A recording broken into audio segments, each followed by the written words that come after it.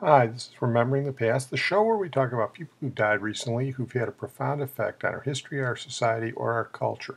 Tonight we're going to start out with Wes Craven, who died recently at the age of 76. Wes Craven was probably the most influential horror filmmaker of the last 50 years. His credits include Nightmare on Elm Street, which introduced the recurring horror character Freddy Krueger, Scream, and The Last House on the Left. He was a nice Baptist boy from Cleveland, and the Telegraph did a particularly good obit on him, and I'm going to read a little bit from it. Among its many other sick-making, swamp-stirring gifts to the world, Wes Craven's debut feature, The Last House on the Left, boasted one of the great film poster taglines. To avoid fainting, keep repeating to yourself, it's only a movie, it's only a movie, it's only a movie. The film was released in 1972, and that slogan became Craven's mantra.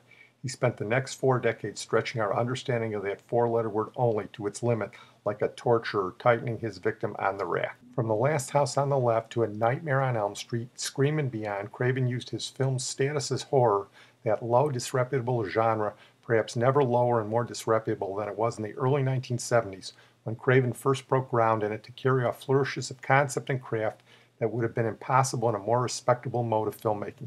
His films may have only been movies, but there was nothing only about them. Horror films don't create fear, they release it, Craven would say years later in an interview for the documentary Fear in the Dark. And The Last House on the Left set loose industrial quantities of the stuff into an already febrile atmosphere. In America, the fall of Nixon, the Vietnam War, and the ongoing civil rights struggle meant the old power structures were no longer to be trusted. In these films, entrenched authority was incompetent and/or corrupt, and the traditional nuclear family unit had curdled beyond recognition. Mom, Dad, and the kids had transformed into the clan of slavering cannibals. In Craven's second film, The Hills Have Eyes, while the nice folks from the local church became the community of weird religious ascetics in deadly blessing. Craven's monsters often didn't creep out of castles or beam down from us from outer space. They just sauntered down the street and opened your front door. They were us. In 1984, A Nightmare on Elm Street, the film that launched the big screen career of Johnny Depp, introduced Freddy Krueger, a scorched, claw-clinking serial killer who prowls his teenage target's bad dreams. Freddy was the spirit of a child murderer who had been burnt alive by a vigilante mob, and his scarred face, striped jumper, and metal tendrils made him one of the most memorable of all horror monsters. But it's the film's parents, a gaggle of pill-popping, booze-guzzling absentee deadbeats, who prepare his stalking ground of unquiet sleep. The film ran with the bone-freezing maxim set down by John Carpenter in his 1978 grandfather of the slasher movies, Halloween, that there was nothing more sinister than an American suburb at twilight, and reinvigorated horror for a decade to come. His legacy is built on that understanding of horror as something that could galvanize you against true fear. At their best, his films were like immunizations. It left you stronger and better equipped to deal with the real world at its vilest.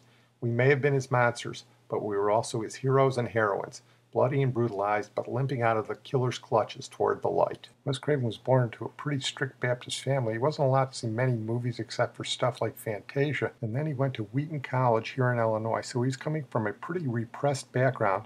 Here he talks about his view of life. I have a very sort of ambivalent view of myself as an artist or as a filmmaker. Somebody once, when I was first starting in films in New York, says, if you want something on your gravestone and you're in the film business, I think the best thing is filmmaker. If you can honestly say that, that's all you need to say. I would like that on my gravestone, along with whatever you do, don't fall asleep. Beyond that, I don't think it's possible to or advisable or even smart to call yourself an artist or talk about yourself as an artist. I mean, first of all, it's a business. To forget that or ignore it or act like it's not there is idiotic. And secondly, it's very difficult to know what will later be judged as art. I've tried to make movies where I can honestly say I haven't seen that before, and to follow my deepest intuitions and in some cases literally my dreams, so that I don't feel like I'm copying something that's come before me. And to try to do things that speak to sort of the areas outside the fences where the wild animals are still. Because the things that move us historically, both personally and nationally, are those things that aren't on the grid of rationality. You know, having traveled now in a lot of third world countries, and I just came back from Africa, it's like you see that every civilization has its own grid of what it thinks reality is and what is proper behavior and what is civilized. Usually what happens is that sooner or later that grid is shattered. Something like World War II happens, or you wipe out the Native American population, or Spain invades South America and decimates virtually every living creature there and takes over. And then suddenly the grid is back and we're civilized and we're religious and we're this and that. But there seems to be a deeper grid that I've tried to find, and that is how the engine of life really works. And I think it works a lot off of violence, like it or not. And it works off a lot things that are not rational and very difficult to perceive, and in some ways can only be sort of adumbrated, sort of sketched and shadow played in films and in horror films. It's not something I'm terribly happy about. I wish the world did run so there weren't Bosnias and there weren't Rondas and there weren't Selmas. But that seems to be the way it goes about its business at significant times. And to try to capture that in symbols on film, to sometimes succeed, I think, is very exciting and gratifying. Beyond that, I have no idea whether anything I've done is of any significance or not. It's like the end of Casablanca in a way. Probably most of what we do doesn't amount to a hill of beans. But it's been fun to be in the business and to survive. It's been fun to sit in the back of audiences and watch them scream and jump and laugh. It's always gratifying to see how smart the audiences are, because quite often my audiences are the outcasts, the kids with the long hair and blacks and Hispanics and people that society discounts. And they're quite often the absolute quickest to grasp what I'm doing, much faster than the civilized critics and people that supposedly are supposed to have heads on their shoulders. That's a good sign for civilization. Ultimately, the great civilization, which is whatever will allow us to survive, is that, in the streets, in the theaters of the most popular movies are very, very smart people, smart kids, and that's encouraging. We're going to move on now to our feature, Dr. Oliver Sacks, who died recently at the age of 82. He was the neurologist and prolific author who was responsible for, among others, Awakenings, made into a well-known movie with Robin Williams, and The Man Who Mistook His Wife for a Hat. Oliver Sacks was a nice Jewish boy born in London, and Matthew Bannister on the BBC4 Last Word did a nice piece on him. The neurologist Oliver Sacks was best known for his writings about the extraordinary patients he treated. From The Man Who Mistook His Wife for a Hat to the awakening of people who'd been in comas for years, he vividly recounted his experiences in a series of best-selling books. Oliver Sacks was educated at St. Paul's School in London, where he was part of a trio of what he called noisy, clever Jewish boys, which also included Jonathan Miller and Eric Korn. He studied medicine at Queen's College, Oxford, and the Middlesex Hospital, and then trained in neurology in the United States, making his home in New York from 1966. His friend, the science writer Philip Ball, recalls their first meeting when Oliver invited him to his home to discuss one of his books. He appeared from nowhere with his eyes sparkling and bustled me through to his kitchen, where he laid out on the kitchen table pretty much the entire periodic table of elements, the actual stuff themselves. And he said, listen to this, feel this. And, there was cadmium and there was, I think uranium as well, next to the crisps and the nuts. And he was just like a schoolboy. That, I think sums him up. Oliver's literary career really began with Awakenings. Can you hear me? And to his surprise, probably to a lot of people's surprise, it became a big hit. It became a film with Robert DeNiro and Robin Williams. What's there? It's a miracle. Where are my glasses? They're on your face. This was the book about a group of patients who he came across at the beginning of his career when he was working at Beth Abraham Hospital in the Bronx in New York.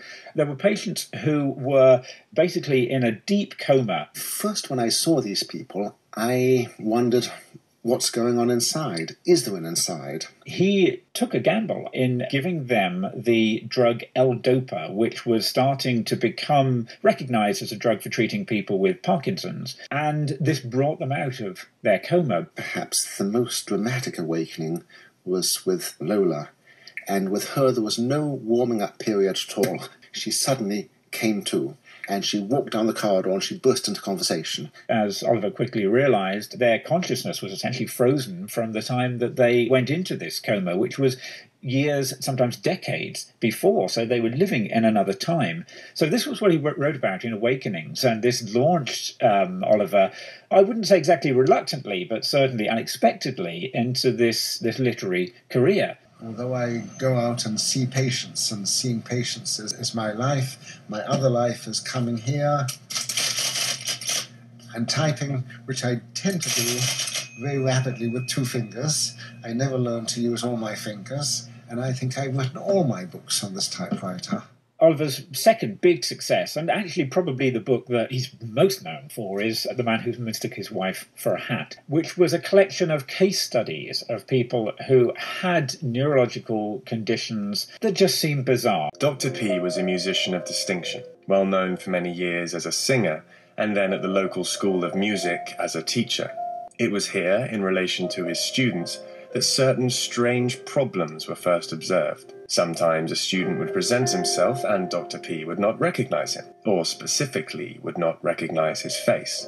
He could see things clearly, but he couldn't interpret them. He got the meaning wrong, and when he went to reach for his hat, he got his wife's head, which was approximately the same shape. She was obviously used to this, and she gave a sort of tired, accommodating smile. Such incidents multiplied, for not only did Dr. P increasingly fail to see faces, but he saw faces when there were no faces to see. Genially, when in the street he might pat the heads of water hydrants and parking meters, taking these to be the heads of children. He was actually intensely interested in other people. He really wanted to find out how they worked.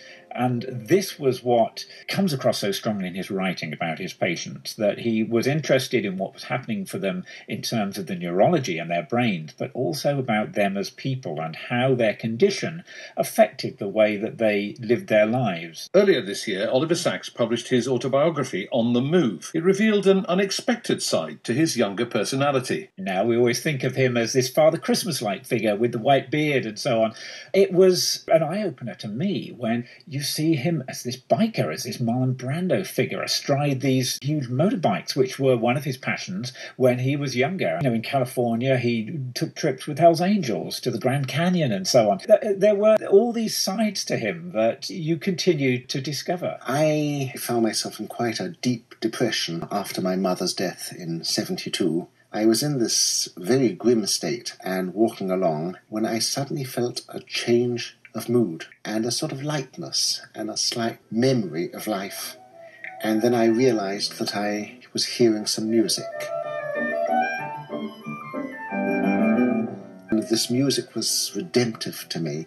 I felt if I could hold on to that music, I could climb out of this evil state, and Black Dog would leave me alone. There was an underlying kind of melancholy, kind of sadness, or maybe loneliness about him. He didn't really talk openly about his homosexuality, and whether it stemmed from that, I don't know. He certainly found the response of his family to his coming out. It was quite dismissive, it was quite sort of attacking, and I'm sure that must have greatly dismayed him. I'm not very good at dealing with people. I think I probably prefer the defined roles of physician, investigator, explorer, or whatever. I'm not sure that he ever really reached a conclusion about what it meant to be Oliver Sacks. What did come across very clearly was this incredible thirst for experience and enjoyment. We're going to close tonight with Dean Jones, who died recently at the age of 84. Dean Jones was the last great Disney star of the Walt Disney era. Here's Entertainment Tonight on the death of Dean Jones. Legendary actor Dean Jones has died at the age of 84. Did you see this thing take off? One of your showboat tricks, Mr. Douglas. I tell you, I had nothing to do with it. Hey, we were turning. Jones was best known for his extensive work with Disney films over the years, most notably his work in the 60s on The Love Bug and That Darn Cat. Well, I'm sorry. I've got to insist. You're not going to upset that cat. Burton, get that cat down. Burton, you stay right here. Well, Walt Disney saw him on a program that was on Sunday night, the same as Disney was, Ensign O'Toole, and he decided to use him in his films. So he did That Darn Cat and The Love Bug and a couple others, but tastes were changing. Walt Disney died. The company got turned over, and that was pretty much the end of Dean Jones' career with Disney. Those type of films fell out of favor. Dean Jones' career went in another direction, as did Disney when Michael Eisner took it over. I'm going to close on that note. I want to thank my producer, 19 Genius Sid Tepps. One of Dean Jones' first films, long before Disney, was Elvis Presley's best film, Jailhouse Rock, in 1957, where Dean played a young disc jockey. As a tribute to Dean Jones, I'm not going to play that song from the film, but another great song Elvis introduced in the film, Baby I Don't Care.